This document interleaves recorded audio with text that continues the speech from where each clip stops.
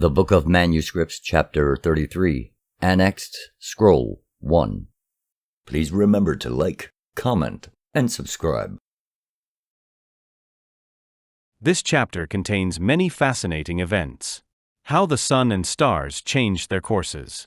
A tally of the earth's changes and the heavens opening. A prophecy about the Christ and Hori's supplication.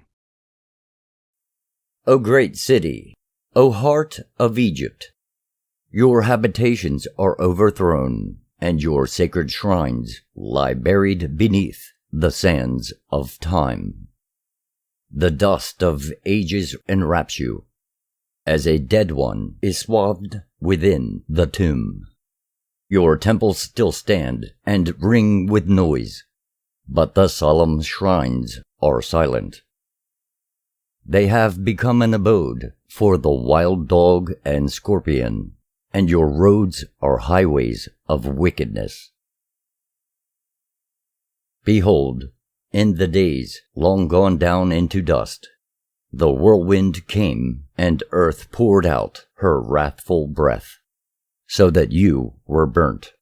The evildoers were swept away by the waters, and the wicked ones were swallowed up in the fires. The days of the years were shortened, and the times of all things altered. The seasons were turned around, so that the seed rotted within the soil, and no green shoots came forth to greet the day. All buds withered upon the vines. The land lay dead under its gray shroud. The moon changed the order of her ways, and the sun set himself a new course, so that men knew not where they were, and all were afflicted. The stars swam in a new direction, and the whole order of things was changed. Yet, O Egypt, even from those days of calamity, you emerged unbroken, your spirit intact, your heart unshaken. What has happened to you, O land of mine? Weep, O land of Egypt. Weep for the things that have gone. Weep for the spirit now departed. Weep for the betrayed gods. Weep for the great God so high above them that you scarcely knew him. Weep for the destruction that has befallen you. Weep for all the beauty and glory that have gone down into the dust. Weep for eternal ages, and sleep for evermore. Your spirit has departed. Your life has ebbed away. Your vitality has burnt itself out. Only the empty corpse remains. The generations yet to tread the earth will know nothing of you. They will see no more than the dead, dried, mummified thing. The loving life, which once vitalized it so gloriously, they cannot know. O son of Kebu, forgive the people of this land for their ways. Reveal your greatness by serving those who no longer walk in the light of your instruction, even as you served their fathers in days gone by. My land, what have you become? You have left the true path of your faith and wandered into strange byways. You are bemused and bedazzled with things that disturb the senses, and have become like a ship adrift without oars. You have abandoned the spirit that inspired you, and sought satisfaction among lifeless things of earth. You have spurned the stern discipline required to win the hand of love, and trodden the well-worn path of carnal satisfaction. You have turned to the ways of the harlot, and out of your harlotry you have wrought destruction. You no longer delight in the serene mystery of the stars above. Your pleasures are in the filth beneath your feet. Where once you gazed upward in awe, now you look downward in degradation. Oh, that this is the self-chosen fate of my land. I go, for I must. I depart, for destiny demands it. When his motherland collapses about him like an undermined palace built on a foundation of mud, then it is not the time for hesitation. One man cannot stem a flood with his hand. When his habitation falls apart, it is time to seek another. Perhaps nations, like men, grow old and decay. My land is old. 120 generations have passed through it since Osira brought light to men. 4 times the stars have moved to new positions, and twice the sun has changed the direction of its journey. Twice the destroyer has struck the earth, and 3 times the heavens have opened and shut. Twice the land has been swept clean by water. The lot of a man destined for exile is sorrow, but as a sorrowful man I would save others from my misery. I would leave a memorial for their guidance, and knowledge to increase the wisdom of their days. Let my voice of warning ring out to all men. Let it reach even the strange lands beyond the seas, even unto Haunabut. Listen to my voice. Take heed to my cry. Be warned, lest you, too, fall under the condemnation of destiny. Lest you, too, be struck down by the sword of tribulation. My motherland, the land I knew, is no more. It lives, yes, as a flower lives when plucked and dried, as a fruit lives when pickled and preserved, or as a man lives when embalmed. About the days of none we have no knowledge. Before creation commenced, there was the one Father-Mother being, and from this divinity came the heavenly twins. From these were born 3, and the 3 became many. Thus, even in the beginning, it was divinely ordained that brother and sister might be wed. From the first heavenly twins were born those whose destiny it was to be eternally married.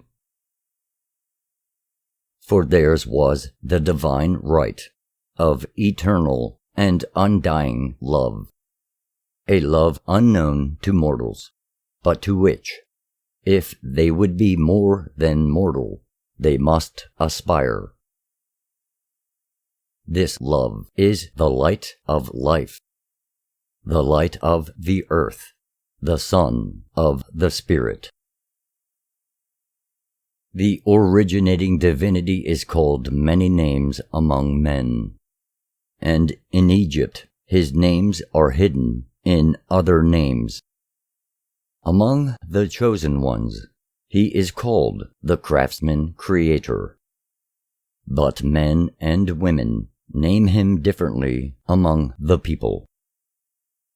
Likewise, some say him, while others say her. It is all alike, for these are no more than the words and distinctions of mortal man. Heaven is the sphere of God, the true abode of his Spirit in essence. There is the heaven above, which is the high heaven, and the heaven below, which is the reflection of the high heaven. The true center of God is in Nuit. The craftsman of creation placed heaven and earth apart. He set the sun and the stars in motion, and spread wide the earth beneath them. His wisdom he enclosed within the hearts of men, wherein it still lies sleeping. Heaven goes his daily rounds, like a husband foraging for his wife's sustenance, while earth is busy with the duties of a wife, feeding and cherishing that which she has brought forth. Is not all life known to man, born of earth? Is it not nourished upon her breast? Unless it be that they derive pleasure in company, why do heaven and earth remain together? Without earth, how could the grass grow, the basic substance of life? How could trees, fruits, and flowers bloom? Without earth, what could the water and warmth of heaven produce? God put desire for each other into the hearts of men and women, that in their union the race of men should be preserved. Likewise he has implanted in every part of life the desire for another compatible part. Thus life endures and multiplies. Earth and all life upon it are bent towards one end, one purpose: the service and development of man. Without man as the objective, earth would be useless. It would have a purposeless, futile existence. Even night and day, the daylight and dark, serve in the nurture and development of man. In the early days, Egypt was bounded in the west by the green bitter waters. There lay the land of Nilor, where men learned to bend the dead bodies, so that the earth-bound spirits of departed ones should not wander to molest them.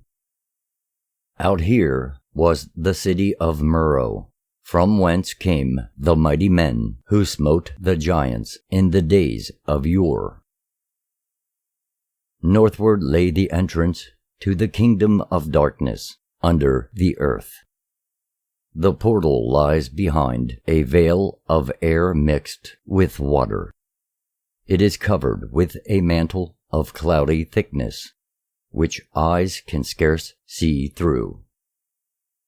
The floor is of water, not too deep that the dismal, stony bottom cannot be seen.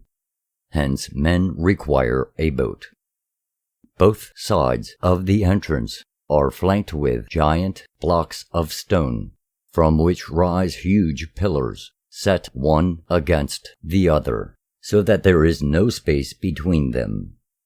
The whole is overset with an immense rock, greater than any cut by mortal hands, and it is shaped like the rump of a man. It is in the cold region of long darkness, where the calf of gold shows his displeasure. Now to the west of Egypt all is barren and sandy, except to the north, which is the habitation of wild men who dwell in holes within the ground.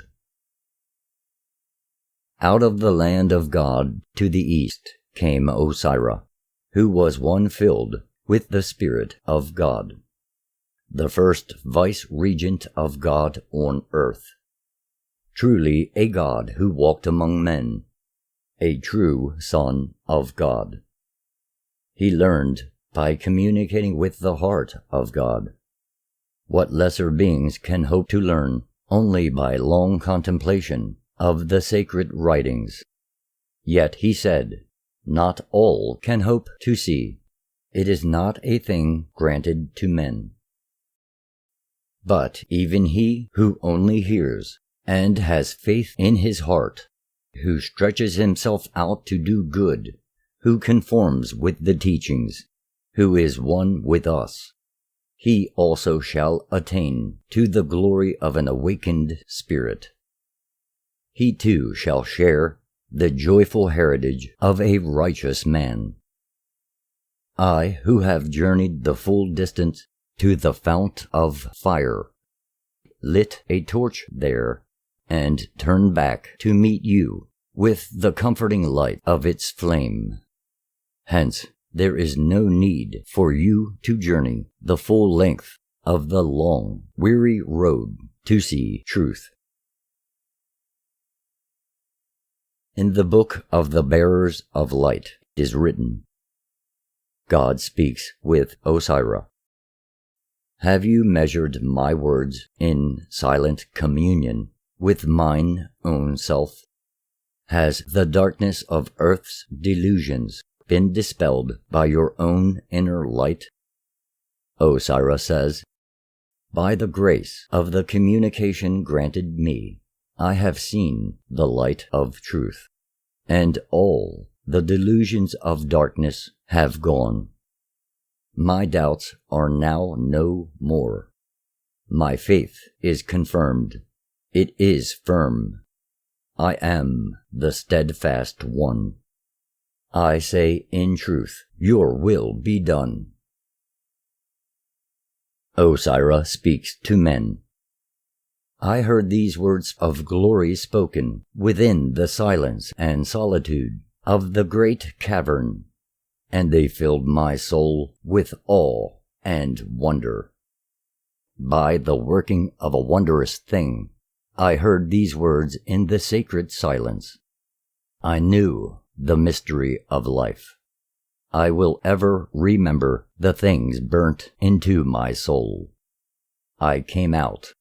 When I spoke with men, my tongue danced with exultation. These things are written.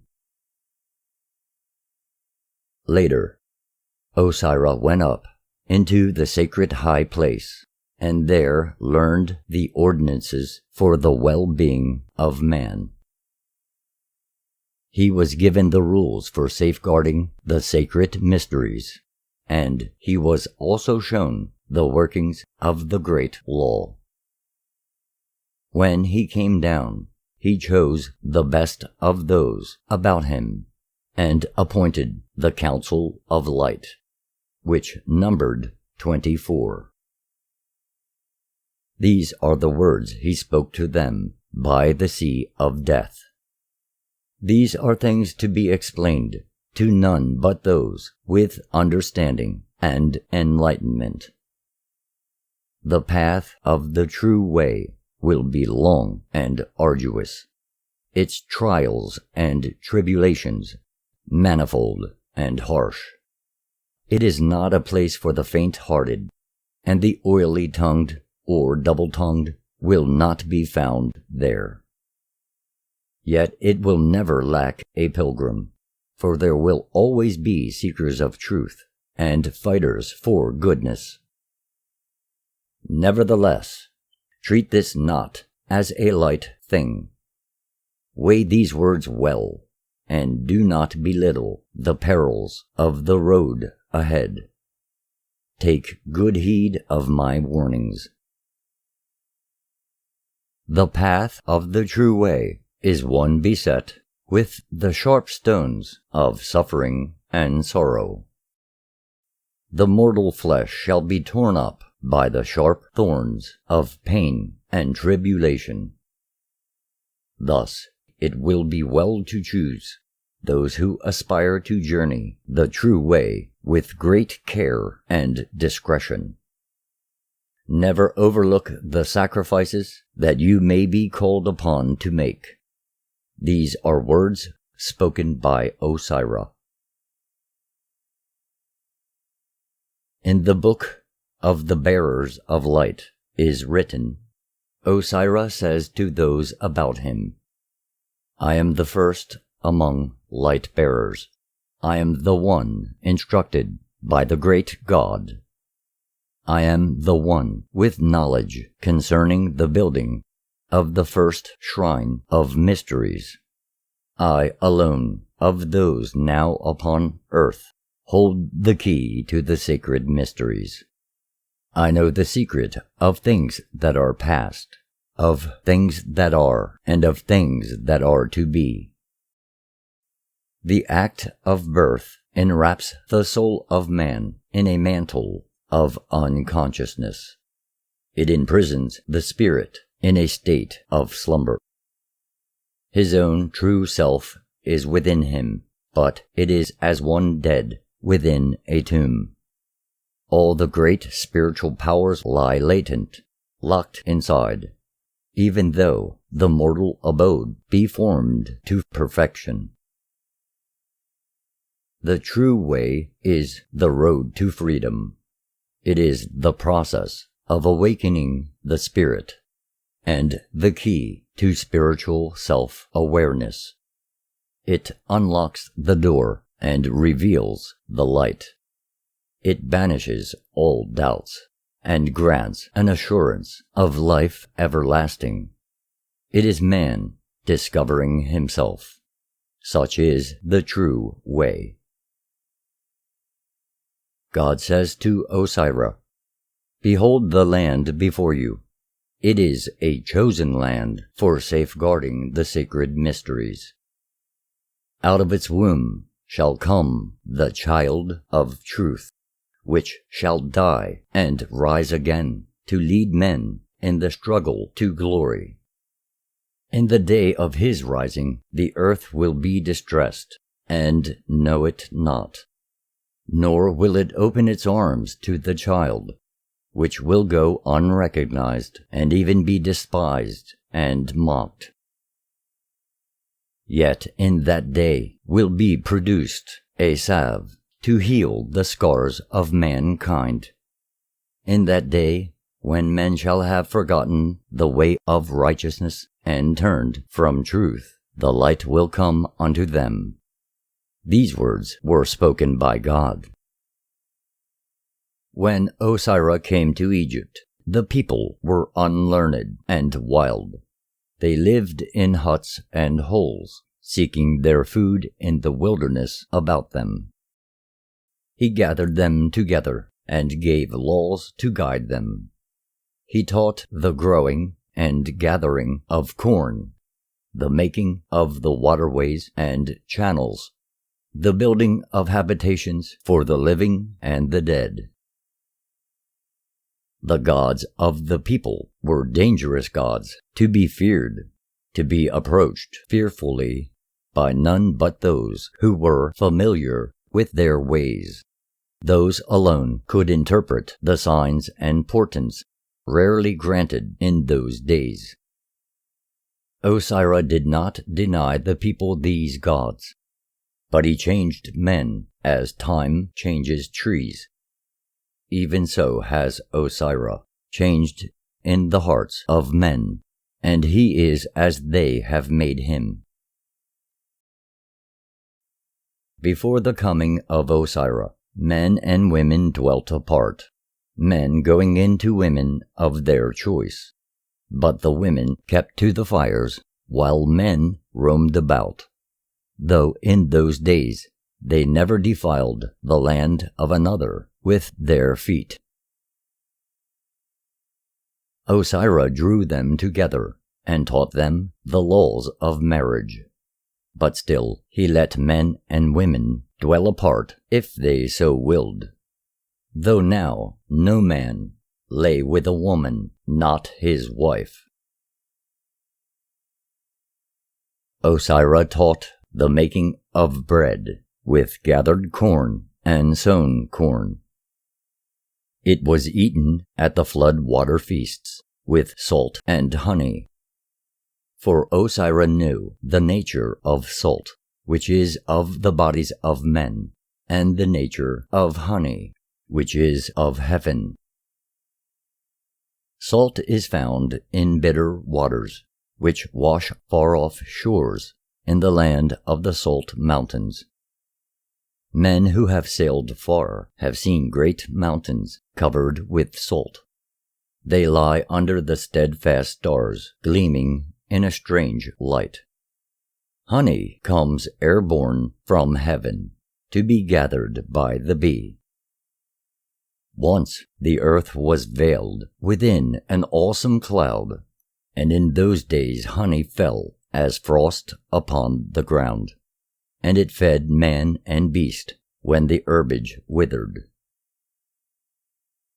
When Osira had drawn the people together, so that they dwelt peacefully in the land, they inquired of him whether he knew the likeness of their gods, whom none of them had ever seen. Therefore he fashioned the likeness of the gods for them. He built cities, wherein to keep them, and cultivated the land.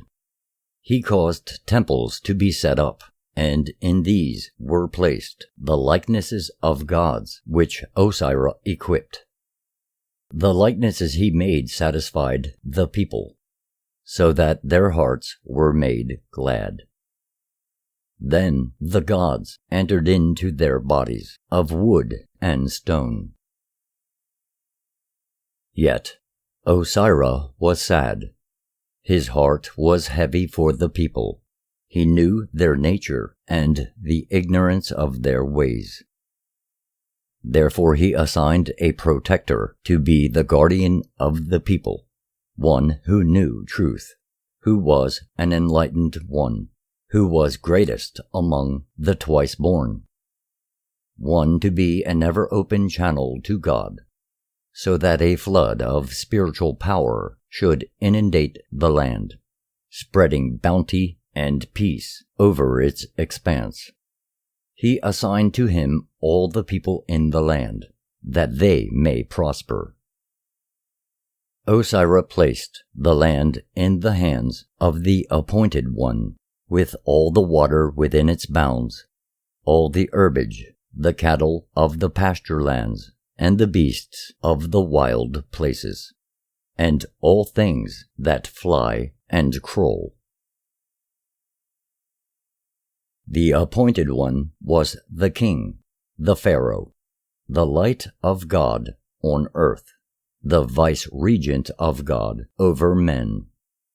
Him Osira endowed with the essence of the Spirit outflowing from God, the power that reaches towards divinity.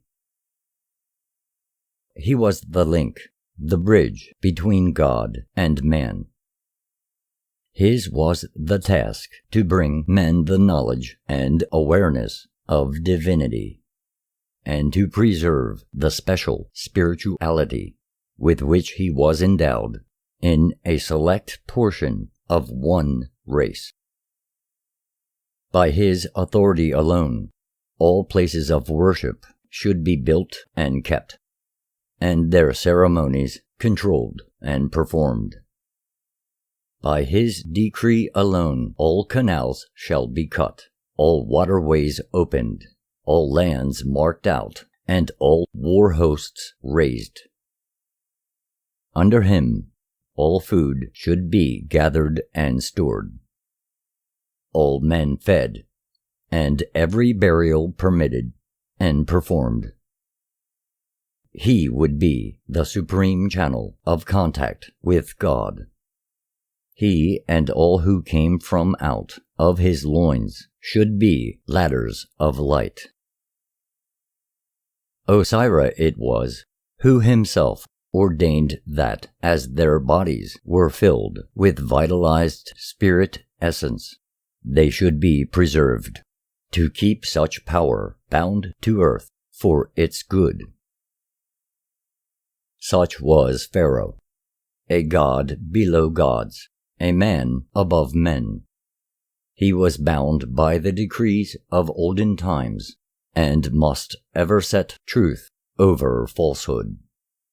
He was the narrow channel between God and man, one whose task was to reveal God to men. The family of Pharaoh was, in the first place, chosen by the Council of Light. In those days, a few families were selected, and some chosen from them to be carefully bred, so that all the less desirable traits were excluded. Their aim and objective was to produce men and women perfect in goodness, the ultimate in perfection. These were the qualities in which they were trained to the highest degree: in duty and responsibility, obligation towards the people, in dignity, justice, and benevolence. They were a family, a race apart, trained wholly to govern in goodness.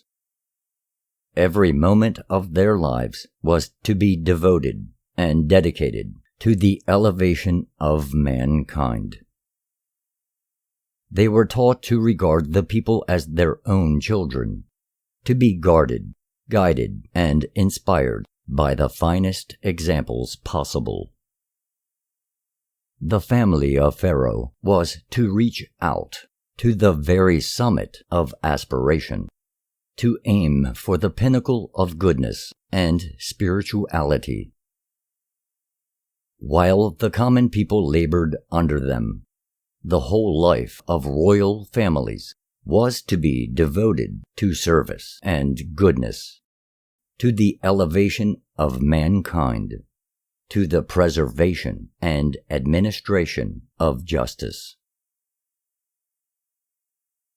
Originally, this worked perfectly, but earthly conditions are finally balanced between the call of the divine and the demons of the flesh. Somewhere, down through the ages, the dam of spirituality sprang a leak, and that which hitherto had been hoarded and guarded ebbed away. The divinity, the spirituality in the blood, was diluted. It became weakened. And when goodness diminished, its opposite crept in. What has this glorious institution, the great Pharaoh, become today? He is no more than the clacking tongue of a bell, a hollow, empty shell, a vane in the wind. He is not the owner of his own time. His days belong to others, and the hours of his nights are controlled. He follows a shallow, futile ceremonial. He performs empty, meaningless rituals. He eats according to instructions and bathes at the rising and setting of sun, not for his own pleasure, but because he must. Where is the glory in this? Oh, for what once was! Oh, for the joyful days of the past! What has happened to the glorious spiritual inspiration? Where once there was a purpose, now there is foolishness. Where once there was a sacred being, now there is a puppet manipulated by puppets. Where once there was a divine insight, now there are dead precedents. All is gone, all is dust, all is woe. Now this Osira of whom I speak is even he whom the people of this land have made a god. For the twice-born who have wisdom have let it be thus. Call him man or call him God, it is a matter of small importance, for the boundary between them is not impassable.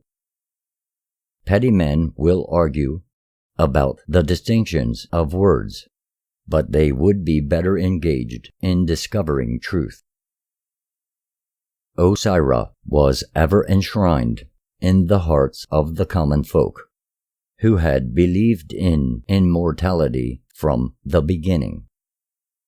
It was not so much their ignorance that obscured the light of truth, but rather the structure erected by hypocrisy and pomp, by avarice and ambition. down through the ages. This belief in immortality persisted over the official view, which held that no more than a few might hope for immortality, and that mainly ensuing from the efforts of others. In the days of the first pharaohs, it was different. Then, immortality was the reward of all people, though only collectively and under the leadership and guidance of the king. Nevertheless, the immortality of the common folk and the immortality of the twice-born were not alike. Osira came not into a land of powerful kings and great cities, but into a land of ignorant, unenlightened men. He came with 7 strangers from a land far east of the Sea of Death, a land not as old as Egypt, but long since dead and forgotten. When Osira came, he found 2 peoples of power on the river, the people of Ro and the people of Haru. And Haru was the body of Atum. There had long been war between these 2 peoples, but Osira pacified them and united them as one. Then he taught them the ways of peace and the ways of prosperity. When men began to build places to dwell in and to grow things, they were troubled by men who came out of the wilderness. These were a people ruled by women, and though the men were small in stature, the women who ruled were tall and lean. Their only weapons were such as could be thrown from afar, but they had shields made of hide, woven in a manner which caused anything coming against them to become entangled. Such were the men who came out of the wilderness and the wild places there, strong men and hairy. The queen of these people was not as the other women, for she was good to look upon, besides being a great huntress. She was fairer than the other women, even more fair than the women of Egypt, who put all others to shame.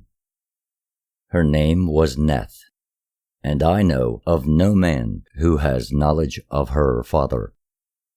Perhaps she was an undying one, who was always there, though I cannot believe there are any such beings. Yet even in these days there is a race of men beyond the mountains, whose span of life is thrice that of other men. I need not describe the manner in which Osira went out to meet Neth, and how his bow, the first bow seen in the land of Egypt, won her in contest. This can be learned from the tales told to the people, which all contain within them a core of truth. I will not indulge in the recounting of such tales. They can be found in other places. The bow Osira gave Neth as a pledge is the same as that one upon which men still make oath and pledge their word. Osira did not at once take Neth to wife, and this is little understood, but it was a thing that could not be done in those days. At first, she was adopted by him as a sister, according to the custom. Later men called her Asita. She being the same, men call Isitis in these days. This is a name of the same meaning, for in the tongue of the old river people, the name became Ness. Later this was changed to Neset, which in the old tongue meant she who was Ness. Then it was ordained that Osira should marry his sister, and Asitis gave birth to the man-child Hori. He is the same after who the kings of Egypt, even in these days, take their title, for he was the first true Pharaoh, though others may disagree. Men lacking understanding will say I write about mortals and not gods, and this is true as it is false. The truth is that there are no fixed regions of gods. Spirits and mortals separate one from the other. Neither are all these entirely separate and different forms of beings. There is no impenetrable boundary between mortals, spirits, and gods. Neither is it to be understood that mortals reach the status of gods entirely by their own efforts. Gods are chosen by the people and raised to godhood by the people for the benefit of the people. If they choose wisely, they are blessed. But if they choose unwisely, then whatever befalls is upon their own heads. As the people conceive their gods, so will they be. This is something hardly understood in these days. The worship of such gods is of itself neither right nor wrong, for this depends entirely upon its effect and objective. If it serves the purpose of good, if it is to the spiritual benefit of man, it guides in the right direction. If it does not, or if it be sterile or purposeless, then it is at best a misleading phantom. In its worst aspect, it is an instrument of evil. When a man ceases to believe in his God, the fault is not wholly with either. Each is at fault. Each has equally failed the other. The man no longer serves the God, as the God no longer serves the man. Neither gains and both lose. A man without a God is neither a free man nor a whole being. His life is incomplete. He lacks something vital to his existence. When, from some cause, a god loses worshippers, he is no longer wholly a god. He becomes a god without ties, a wild god or wandering spirit retaining some of his powers, but none of his rank. Such, then, is the nature of gods, who are but beings originating as mortals, further advanced along the road towards godhood than other mortals who chose them as representatives and leaders in the heavenly sphere.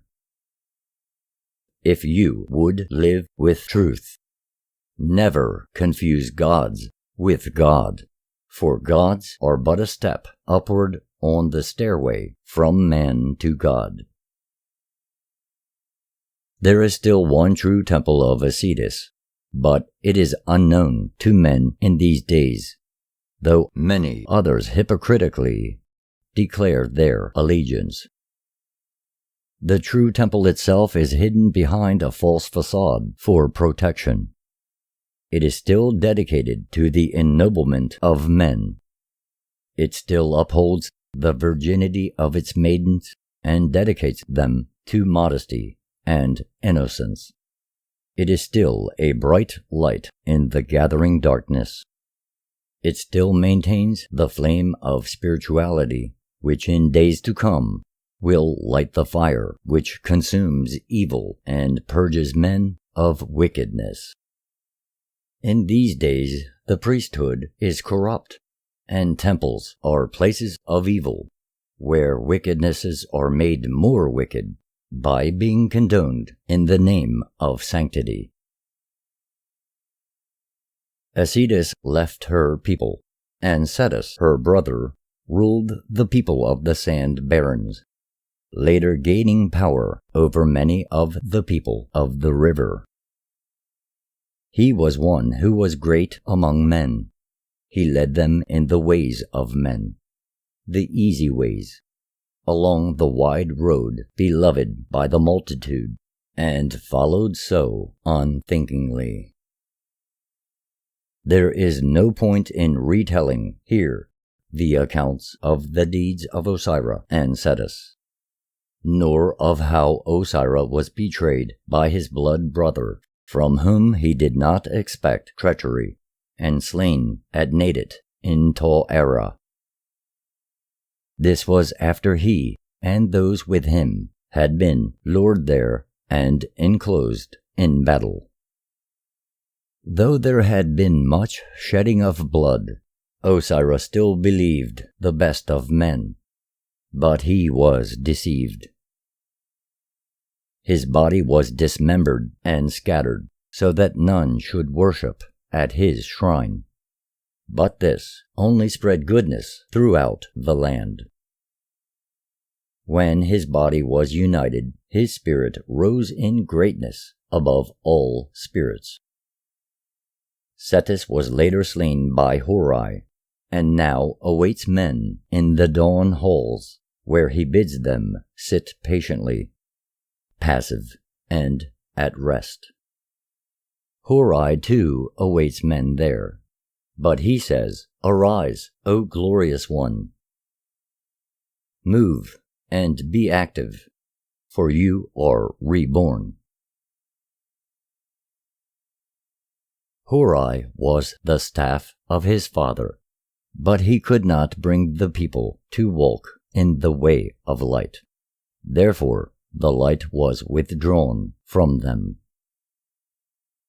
He ever exhorted the people to change their ways, but they stopped their ears to his voice.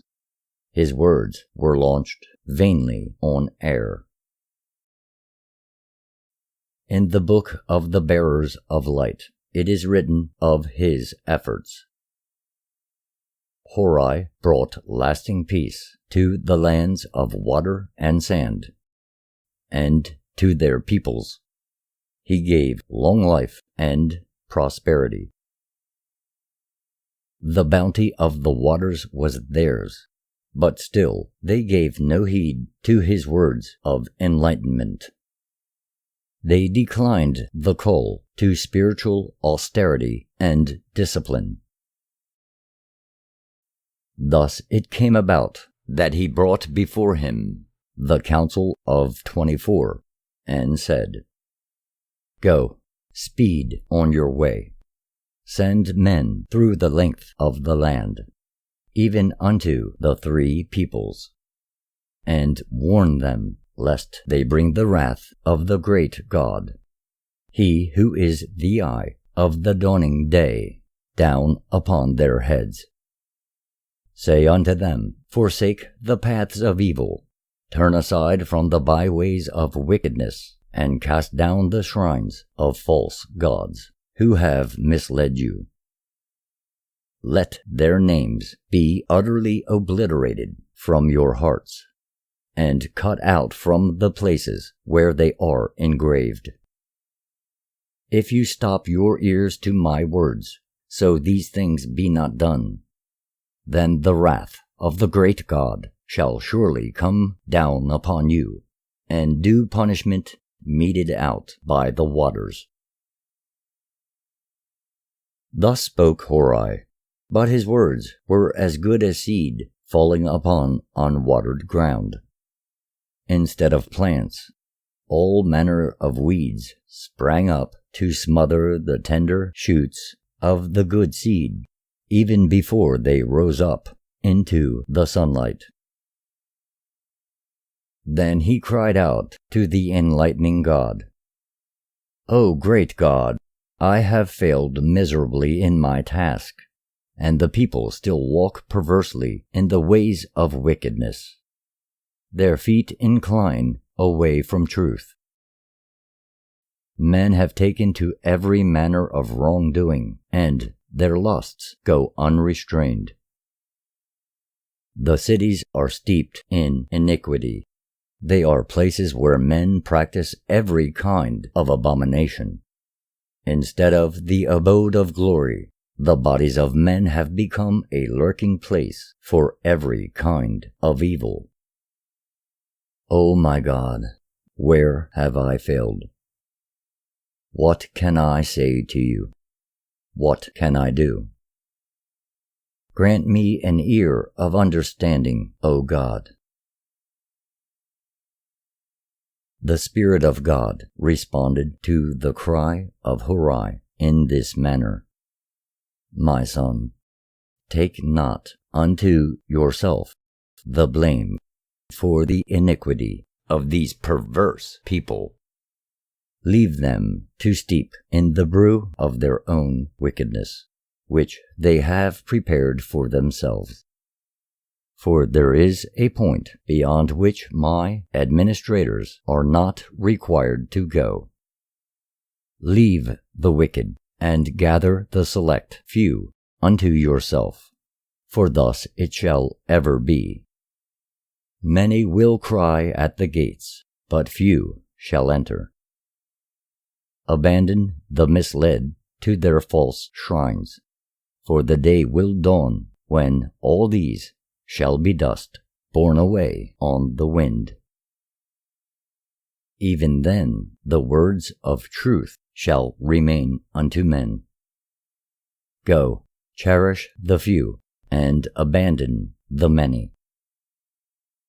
Hide the sacred mysteries in places where they shall be least sought.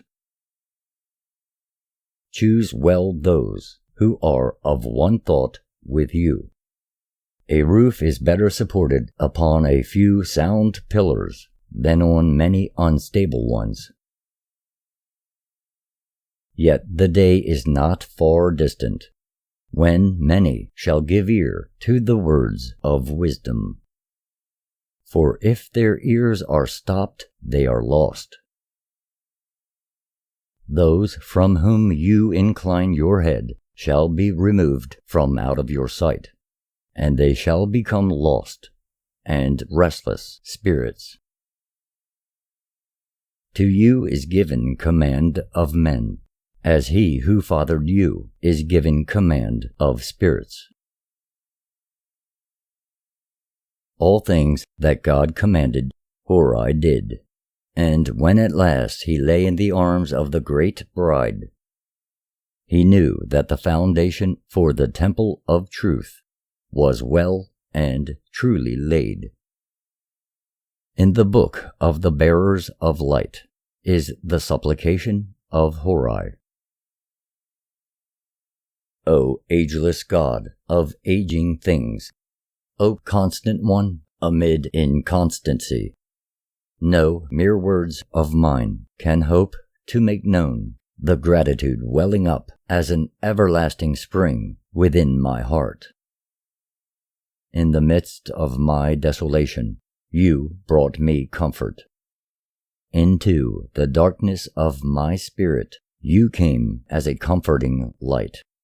You led me forth when the wilderness shut me, and guided my feet when they became entangled in the chaos of waters. When my enemies descended upon the people to devour them, you scattered the foe like frightened asses fleeing before a lion. You have magnified me in the eyes of the faithful. I am made great even among the chosen. My people you have made your people. You have favored us among all others, and have granted us a knowledge of your laws, that our way may not be undirected. You have taught us the performance of your statutes, that we might conform to your will. You have revealed to us the boundaries between light and darkness, between wisdom and ignorance, between the spirit and the mortal, between the sacred and the profane. you have set the faithful apart from all other people, and revealed unto us our duties and obligations. O our God, grant that the days allotted to us be days of peace and plenty. Show us yet more clearly the path of purity, that we fall not into the abyss of iniquity. In the vale of temptation, let us not stray from the path of righteousness, and in the wilderness of wickedness, let us not become lost. Favor us with wisdom and skill, for if there be anything holy of earth within the grasp of man that is truly desirable, is it not skill and knowledge? Of all things outside of heaven, these are most praiseworthy. Though these be not of the Spirit, grant them to us, O God, for you are the fount of all knowledge. When we stray, as oft men do, let not the force that brings us back onto the path afflict us too much. We acknowledge our weaknesses with humility and our failings with repentance. When we wander, bring us back into the light of your laws, that we may not be swallowed up in the darkness of ignorance. Forgive us our deeds of wickedness. Pardon our transgressions.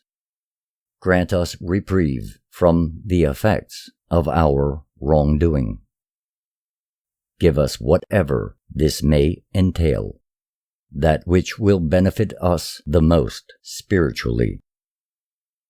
Teach us, O God, to accept with resignation the wondrous workings of your will. Everlasting glory is with you. Sanctity is yours. Therefore we honor you with submission and service. We, your servants, acknowledge our obligations. We, your children, declare our love and loyalty. Hori died after the manner known, and was buried in glory. There is no recounting of his deeds. Then there was peace throughout all the lands beside the Nile, and contentment reigned everywhere. Many great kings lived and ruled, and gradually the light of truth was again revealed unto men. It never fails to appear when men are deserving. Is this not sufficient indication of the forbearance of God?